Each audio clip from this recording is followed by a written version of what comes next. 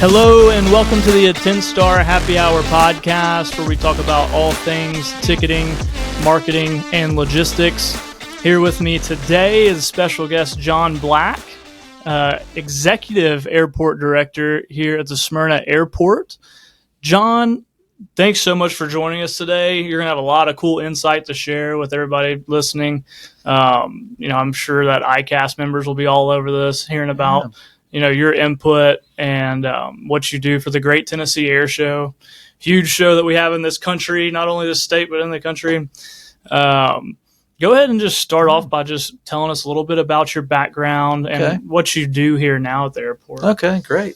Well, I'm glad to be here. It was a long trip up from the second floor. We love having you guys here at the Smyrna Airport. Yeah. And it has been quite a long journey for this air show. Yeah. And myself.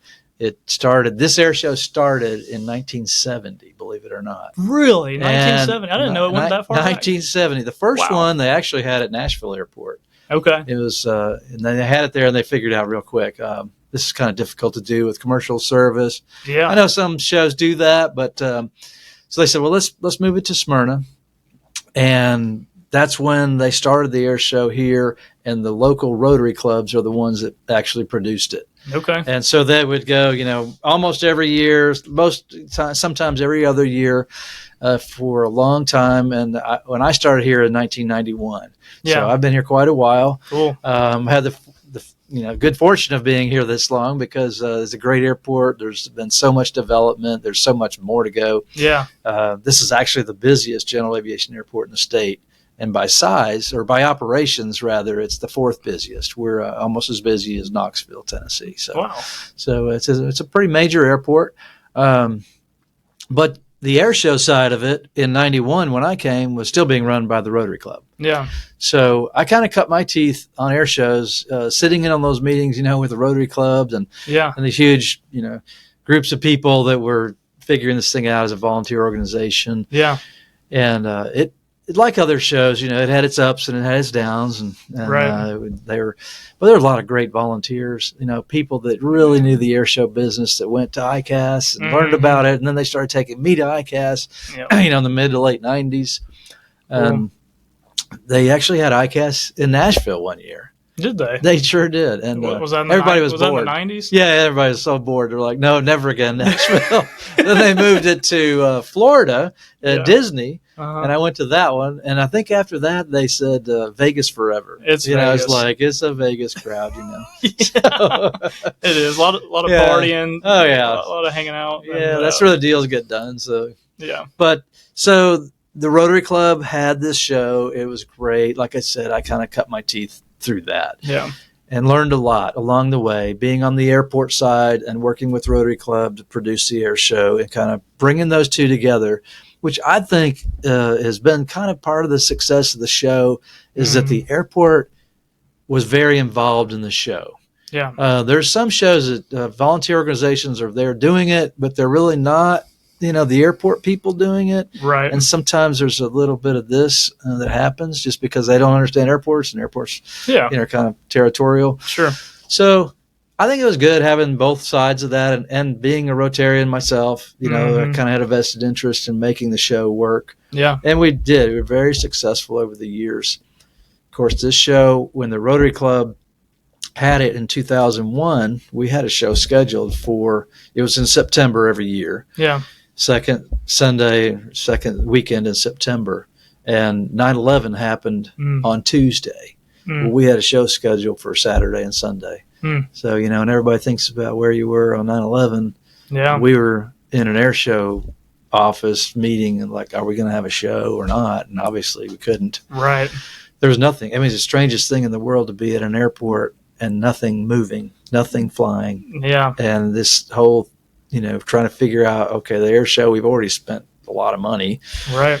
What are we going to do? The performers were great. They gave a lot of the deposit money and things like that back. But obviously had to cancel the show. Yeah. So Rotary Club lost a lot of money that year. And the club was getting smaller, and they were like, that's it. We just can't afford to do this and take the liability and chance to do it. So they stepped out of the air show business. Well, we, as the airport, we liked having people here to the airport because one of our big sayings is, build goodwill before you need it, Sure. and be a good community partner, things like that. So we really like having the air show. Yeah. And in 2001, we were building this building. Mm-hmm. It opened in 2003. So after we opened the building, new terminal, and we were trying to, get people here to the airport, we said, let's us produce this show. Let's bring it back. We're going to kind of rebrand it because it was called Tennessee Aviation Days before. So we had to come up with a new name. Tennessee Aviation Days. Tennessee Aviation Days for years. Mm-hmm. And so we're like, all right, there's a lot of discussion about the name. And we looked at other air show names, and we came up with the Great Tennessee Air Show. Yeah. And it kind of stuck.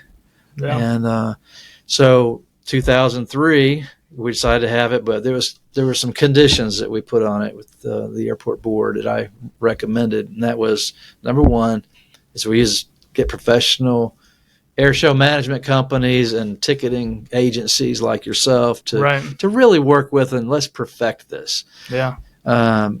Let's only have it, if we can get a major jet team, because we're really doing it for marketing and getting people to the airport. So we want as many people and a very quality show. And then let's have it every other year.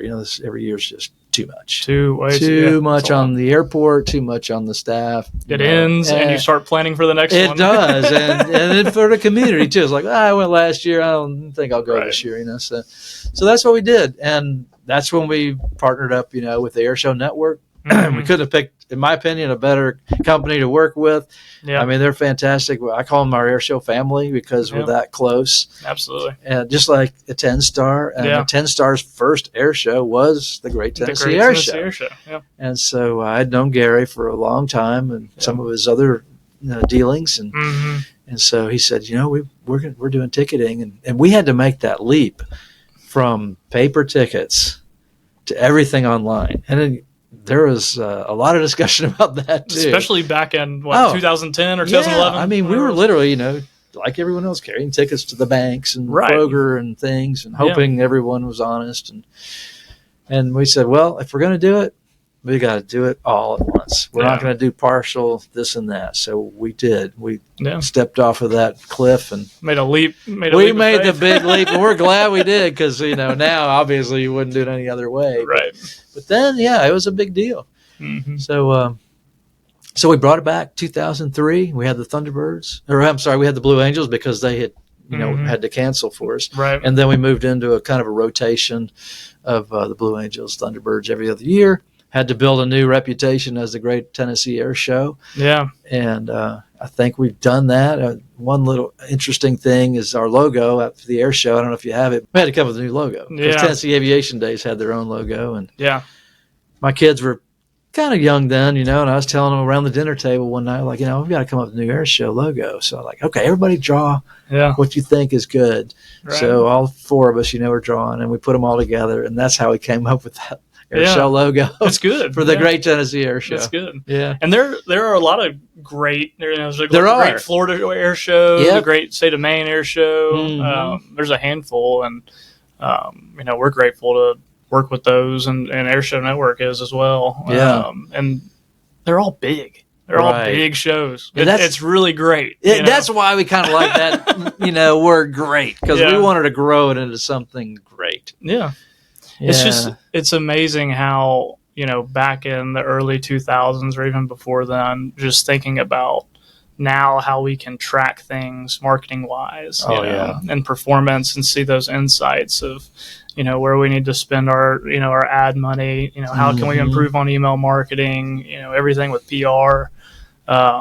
This past air show, it was cool. Bobby Bones came. Oh, that was great. He did a fantastic job. He did, didn't he? Yeah, even though he got a little shook up in the jet, but that's all right. I think anybody. He bounced back pretty quick, and the Danielle Breezy, the weather reporter, she did great. Yeah. I think I might just pass out if I got. Oh, I know. So aviation, what sparked your interest in aviation just in general? I mean, did you grow up kind of wanting to be in the business? I did. Back in the third grade, I did a report on the Wright brothers, and I had some relatives, in aviation, and it just sparked my interest from way back then. Yeah. And then later on, I went to Middle Tennessee State University, Mhm. went through their aerospace program there, Yep. went back, got a master's there, and I'm still there, Are but you? I'm teaching. You're teaching there? Yeah, I'm an adjunct faculty member there, so Cool. I teach a couple of courses every semester. Awesome. Mm-hmm. I'm an MTSU alumni myself. Oh, good. Congrats. Yeah, Great school. it is. Yeah, great community here. Let's, Matter of fact, a lot of people on this airport are aerospace, right. in the program or graduates. Yeah. Yeah. It brings people in from all over the world. It does. That program at MTSU. Mm-hmm. It's pretty amazing. Yeah, it's I one of mean- the top ones in the country Yeah. for aerospace. Right. In Murfreesboro, Tennessee. Yeah. Yeah. Let's make a whiskey smash. All right. Shall we? Sounds good. So we always make a cocktail recipe on our episodes. I had a feeling John liked bourbon, Yeah. like I do. Good guess. Not many people don't like bourbon, Yeah, but well, we've got kinda. some Davidson Reserve, which is local, distilled here in Nashville. When you make a whiskey smash, how I like to make it is always start with some ice. Go ahead and put a couple lemon wedges in your cup, which we've got already. And we're going to do 2 shots of bourbon, and then we're going to do a couple shots of this simple syrup as well. And you just mix it up, and it's probably one of my favorite cocktails. I mean, last week with Russell was on here. We just made an old fashioned, All right. I like those two. simple Yeah. old fashioned, and you just can't go wrong with it. So whiskey smash. And these red Solo cups, Oh, we yeah. tend to always use the red Solo cups. It makes you feel like you're in college again. Nothing wrong with it though. If you've never tried the Davidson Reserve, have you had Davidson Reserve before? I have not. No. Pretty Yeah, good. we're in bourbon and whiskey country here. Yes, we are. Have you tried the Uncle Nearest? Yes. Have you been there? I have not. I heard they have the world's longest bar. They do, and it's freaking cool. Time to add our simple syrup here. Okay. I'm not gonna add a whole lot. Do you like a sweet drink, or Not real sweet, but I make my own simple syrup do you really? from honey. Yep. And the honey comes from the beehives that we have here on the airport.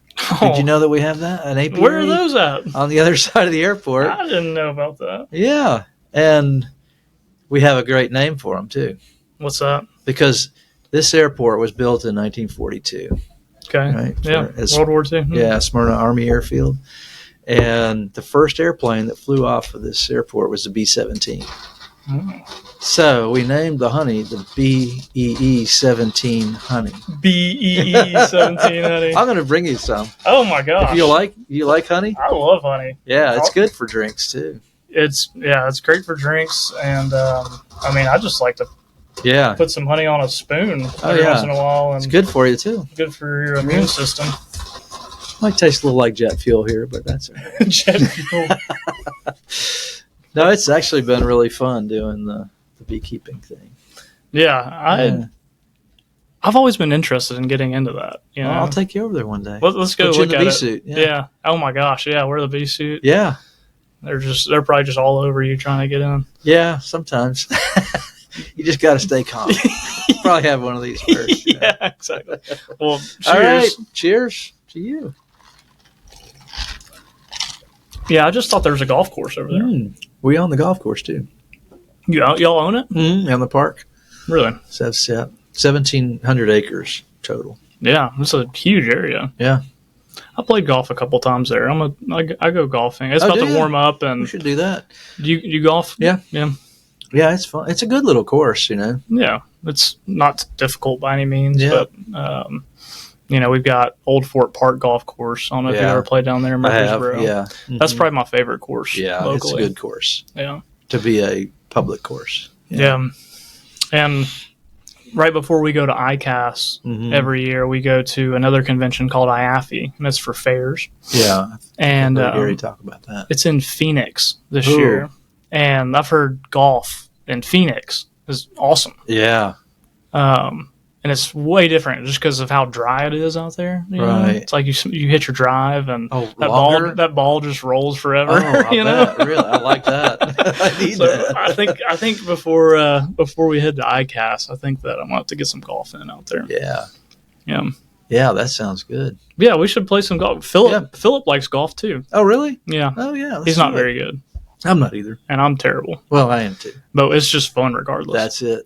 We get all the golf balls we need too, because they all come over the fence. Yeah, there's like a certain area where everybody slices. It replenishes itself every day. just a big old box of a bin of golf balls. No, I mean like when people drive, that comes across the airport fence onto our side, and then you just go out there and pick them up like Easter eggs. Like Easter eggs. Oh, it's crazy. Yeah, yeah, that's funny. Yeah, Easter's coming up. Yeah, it is. Easter falls on my birthday this year. Oh, happy birthday! I don't know that it's ever happened before. Easter, usually it always it's in moves April. around, right? Yeah.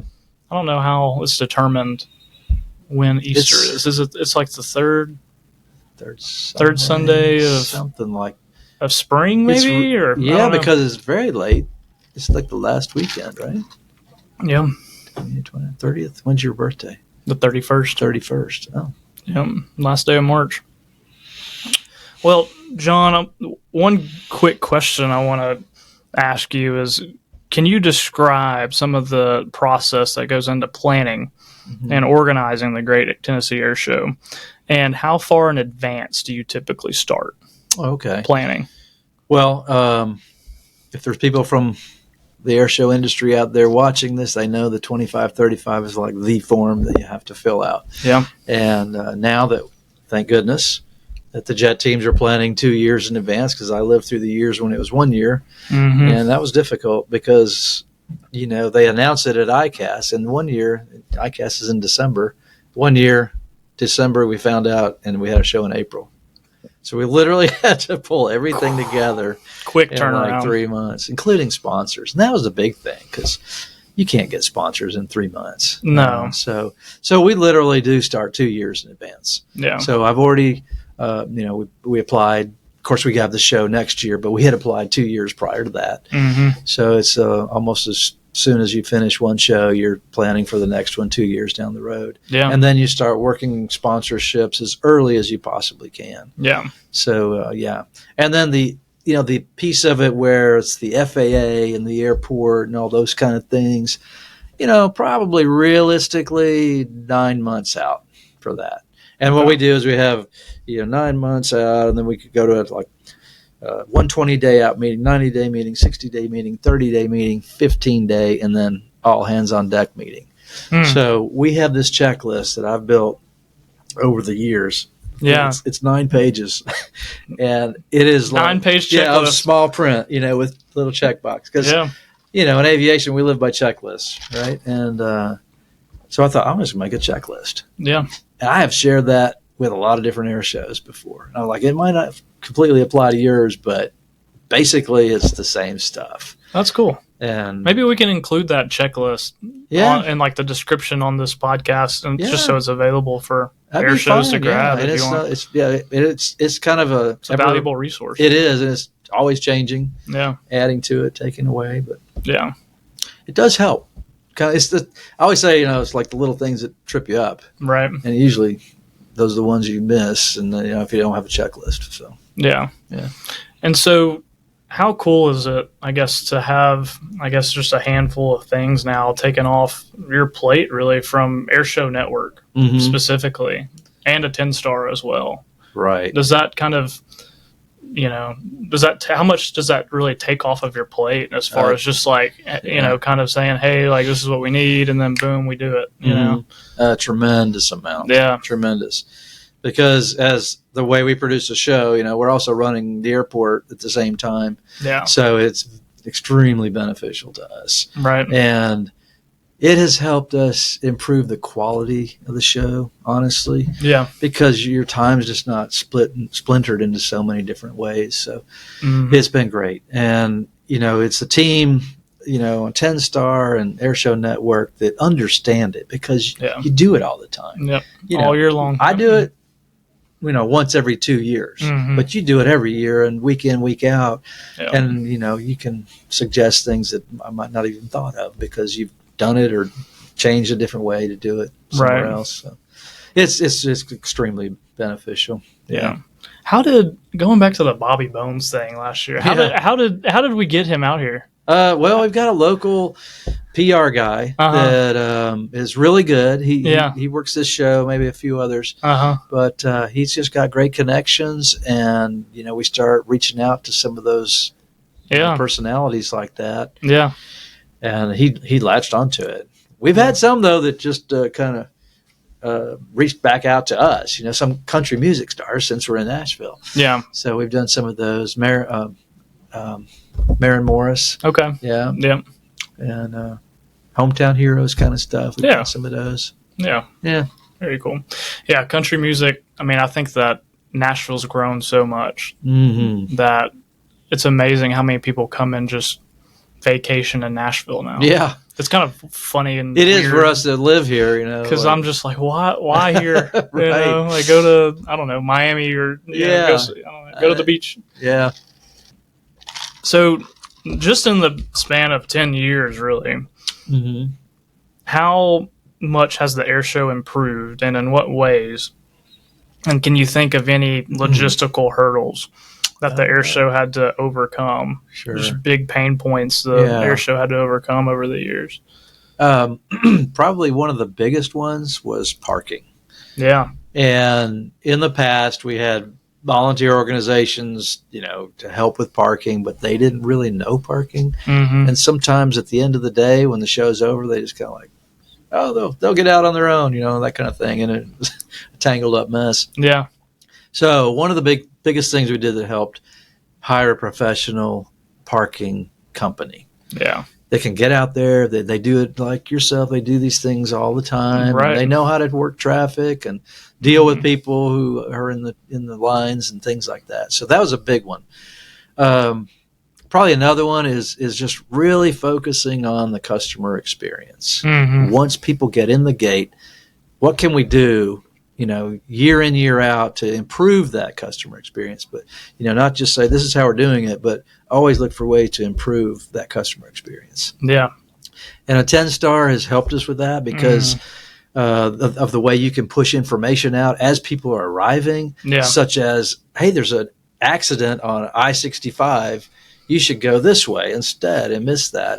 And keeps the line of traffic moving and coming to us and getting people through the gate. And again, that was another thing with parking. With a 10-star is able to get everybody in the gate fast. Yeah. In years past, it was, cash or a credit card, and it backed up our lines so far. Yeah. And that's not good for the customer experience. Right. So ingress, egress, super important. Yeah. Yeah. I mean, if you get to the show, and we talked about this a little bit in other episodes, if you get there and it takes you an hour and a half to just get through the gates, you're kind of ticked off already. Right. And traffic at air shows is part of it. Like, leaving's going to take a long time. There's not a whole lot you can do about it. Airports aren't really built for, venues. At least as people are getting there, they're getting there at different times. Right. But when people leave, pretty much everyone leaves at the same time. Right. And it's tough. Yeah, it is. And, the people usually remember the last thing that happened in an event. And it's, if getting out had a problem, that's what they'll remember. So we really place a lot of focus on that. Yeah. Luckily, we have, 2 exits out, one way in, but then with 2 exits out, so we can split it. We kind of take them through the back 40 of the airport. And so they kind of wonder, where in the world are we going? Yeah. But it ends up, they get out. And have y'all have adapted parking passes? Right. So when did y'all start selling a parking pass to the show? That's probably about 10 years ago. 10 years ago? Yeah, we realized that, and we have a good setup here for parking because it's all hard stand. It's not in the grass. We just have a large area of concrete. So we said, let's make a VIP parking area. Yeah. And let them park up front. It's almost right to the gate. Walk in literally, maybe a few hundred feet. They're in the chalets. So we decided to try it. We did a limited amount of them. First year sold out Saturday, sold out Sunday. Like, Yeah. okay, people are willing to pay this. Yeah. And we kept expanding that, expanding the chalets, because honestly, air shows were underpriced for a long time. Yeah.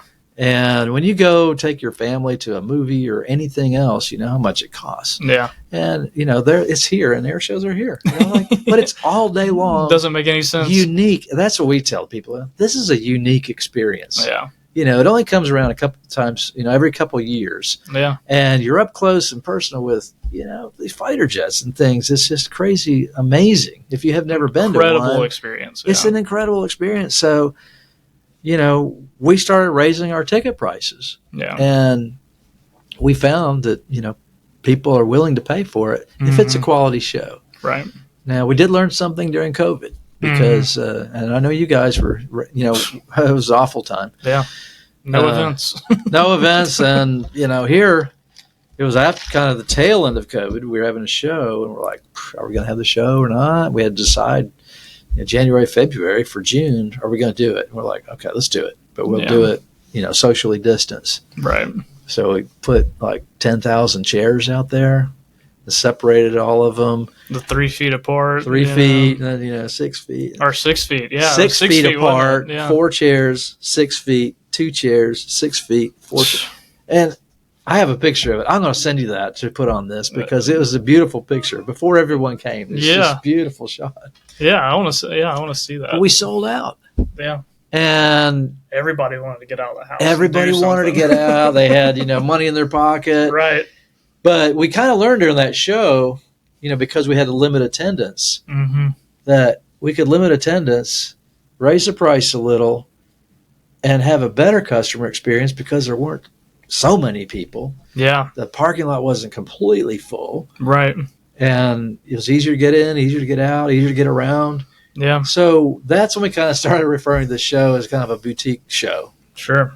And it's a good model that we have found out really works. Yeah. And, you know, it's financially it's worked also. Mhm. It's allowed us as the airport, you know, the sponsor of the show, to give a lot of money back to our community. Yeah. Yeah, Absolutely. That's what it's all about. it is. And that's why we do it, and to get people to the airport and Mhm. to help the community. Yeah. Yeah. It's awesome. And inspire the next generation. Yeah. That is, you know, right there among the others, because I tell all of our team who works, you know, their tails off on the show. We're so busy, you know, Yeah. leading up to it and that weekend, and you're thinking about everything that's going on. Just stop, turn around, and look at the kids' faces, you know, Yeah. and that's the payoff Yeah. for it, you know. Yeah. Soak that in. You know, that's It's so cool to have an event where you could literally influence someone's entire life, Yeah. you know, and they could end up having a career in aviation, because I'm in aviation and I run across people all the time. Like, Yeah. I wouldn't be flying for Southwest or Delta, you know, if I hadn't come to the air show at Smyrna. yeah. How cool is that? You know? That's awesome. Yeah, Yeah. And sometimes those kids get to meet, you know, the Blue Angels. exactly. And it's And we just got a picture they of just that, light and up. It does. Yeah, it's so neat. And like, I want to be just like you, you know? Yeah. And that's cool to see that, you know, kids get to look up to those pilots. Mhm. You know? And they need that, you know. Yeah. And, you know, the pilots are obviously very respectable people, Very much so. You know. Very professional. very professional. They're a good model for kids. Mhm. A lot of, you know, athletes, you know, and stuff in the, you know, in other industries, you know, we don't see that as much. Yeah. You know, and them being a great influence on those kids is so cool to see. Mhm. And they do a great job of getting out in the crowd, interacting with all the crowd and the kids, Yeah. signing autographs. Yeah. That's cool. We got the Thunderbirds coming in 2025. Blue Angels. Is it Blues Blue again? Angels, yeah, we got Oh, back to man. back, right?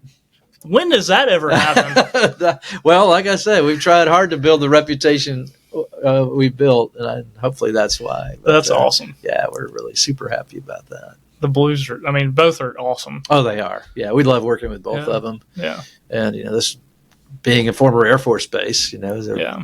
Thunderbirds are just as special to us as the Blues. My wife and I, a lot of us at a 10-star, and our spouses, we went to the air show and sat in the Flight Line Club. Yeah. And man, I'll tell you what, it had been a while since I had Really been to a show, and I jumped a lot. Right. Those jets fly over you, and you feel it, you hear it, and make sure you have ear protection. Definitely. Goodness gracious, just the power of those jets. I mean, it's great entertainment. It really, really is. But you don't get really anywhere else. And the things that they can do, up in the air, it's absurd. I can't even. I can't either. Skill set, Yeah, I mean, I fly, and I can't imagine being that close to another airplane. I mean, I don't get away as far as possible. Yeah, it's unbelievable. Yeah, at that kind of altitude. Yeah, even on a windy day, they're up there and they're bouncing around, and I'm like, yeah, that's crazy. How much do you feel the wind? I guess when you're up there flying. I don't know anything about flying. Yeah, I mean, crosswind is what really does it. And those, they're pretty big jets. They're pretty heavy. So, So they're cutting through the wind pretty well. But I mean, they're working with some very small space in between each other. 10 at some inches. Points. I mean, it's crazy. But yeah, I mean, crosswind, and they're just so good at maintaining. Yeah. Right, the right frame of mind to do it, because you're totally trusting the other guy. I mean, you're not looking in front; you're looking at the wing the whole time. Yeah, your brother or sister over there. You total trust. Total trust. Goodness gracious! Yeah, it's unbelievable. What's your favorite memory? Recall your top memory. Great from the Great Tennessee Air Show, and just talk about it a little bit. Favorite memory? Well, I've had a lot of them. Yeah. I got to ride in the jet truck one year. Okay. Down the runway. The pyro truck? Yeah. The Peterbilt. And Patty Wagstaff, was the chase plane, the race. So that was kind of cool because I went 305 miles an hour down our runway. Crazy thing. Talk about sitting back in your seat. He said, don't look down when we start because you'll never see anything. You're just plastered in the seat. But the crazy thing is that as we were going down the taxiway to go out to the runway, he's hitting that afterburner, and his flames are shooting out the back, and the whole cab is lighting up orange. Yeah. And I look over, and there's like one of the FBO's fuel trucks is like going down beside us. I'm like, oh my God. And so we rolled out there. He said, the right side of the runway is a little rough. I was like, well, then take the left side, please. But it was amazing. And, getting back to just looking at those kids' faces and watching people's reaction and body language, that's probably my favorite part. Mm-hmm. Because it's kind of like a wedding, by the time the show starts and you open the gates, it's on. And so then you can actually, I don't want to say relax, but you can kind of, my relaxation is when the last airplane leaves on Monday to make sure it's a safe show and safe environment. But it's super rewarding, to be a part of it. Yeah. I've gotten the great opportunity to, fly with a lot of different people, a lot of the performers over the years. Mm-hmm. One year we had a P-51 here, and we wanted to try to get on the front page of the newspaper. Mm-hmm. So we had him come right down the deck.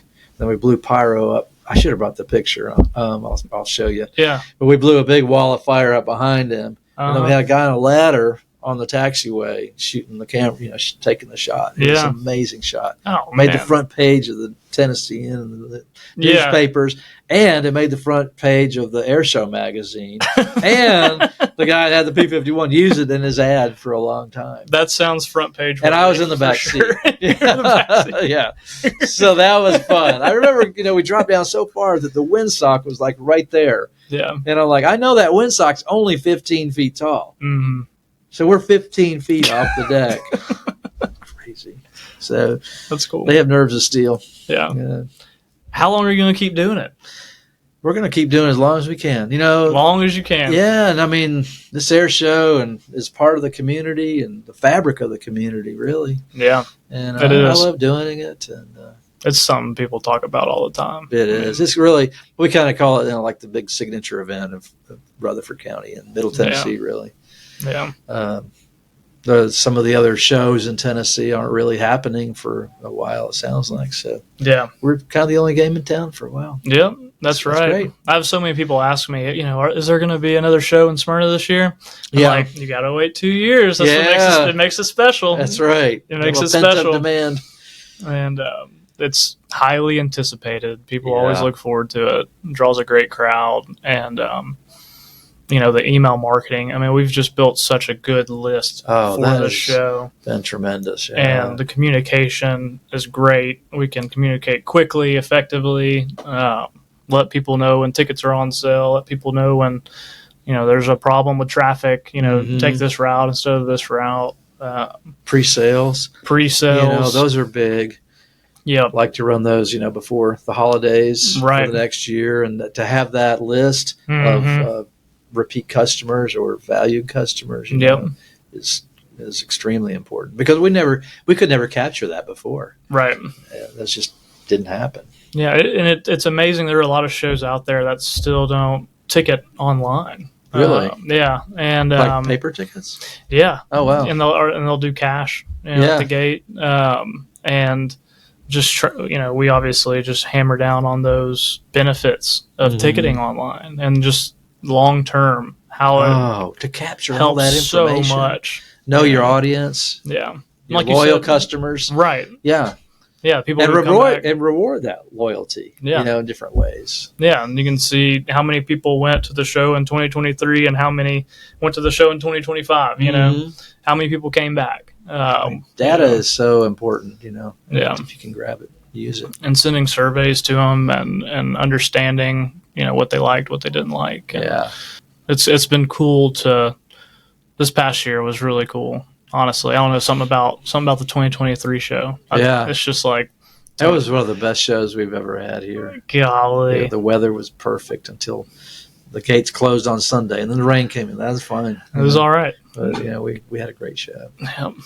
Well, John, thanks so much for joining Yeah, us you're today. welcome. It's been my pleasure. It's been great having you on. Yeah. Maybe we'll do it again sometime. Yeah, sure. Let's go play golf. Yeah, golf, and we'll Go check out the bees. Check the bees too. Right. Guys, thanks for watching today and joining us on the Attend Star Happy Hour podcast, where we talk about all things ticketing, marketing, and logistics. I'm your host, Brendan Robinson, and here with me today is John Black, and we'll see you next time.